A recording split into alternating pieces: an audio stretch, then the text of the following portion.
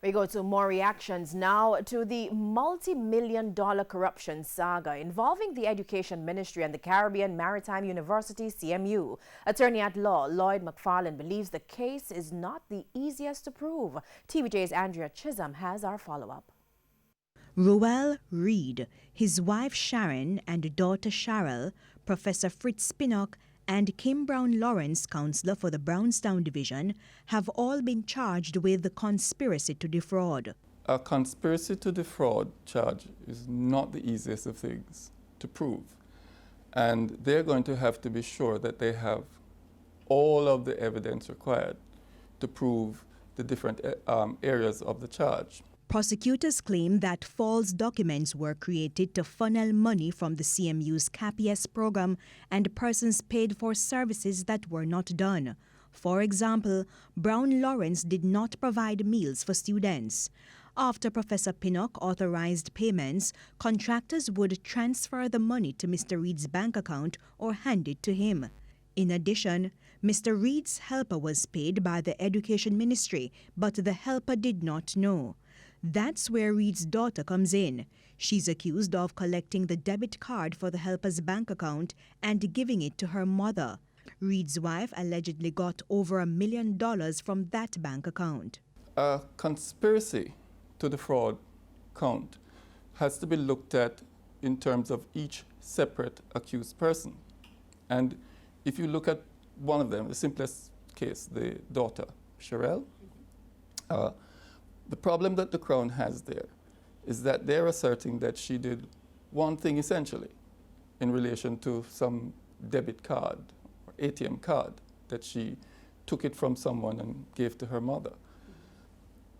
That is not sufficient to show that she was in agreement. So in relation to all five, the prosecution will have to show that they did all of these things knowing that the acts were unlawful and going ahead with them just the same.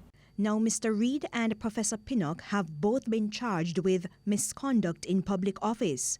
Attorney at law Lloyd McFarlane says the charge is not easy to prove, and for the most part, misconduct in public office is usually associated with bribery.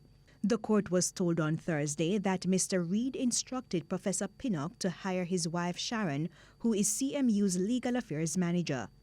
That is not necessarily criminal in terms of what they're saying, because the objection to this is that she's not an attorney at law, but she's a lawyer.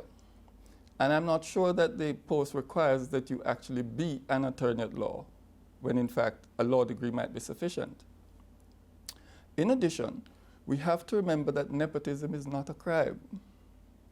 And therefore they have to show that the circumstances were such that it wasn't just favoring his wife, but that in fact there was an element of fraud involved in putting her in the office. Next charge, possession of criminal property under the Proceeds of Crime Act POCA.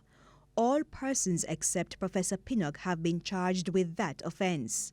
And also under POCA, Mr. Reed and Pinnock have been charged with engaging in transactions involving criminal property. What it is really going to is saying that monies that may have been gained or garnered from certain illegal acts is in the circumstances criminal property.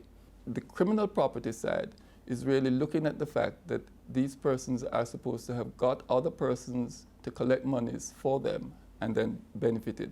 And it says here it doesn't matter whether they benefited directly or indirectly. The prosecution might have some strong grounds in relation to that, provided that they can follow the money and prove, in fact, that these monies went to these different persons. Both men have also been charged under the Corruption Prevention Act. Andrea Chisholm, TVJ News.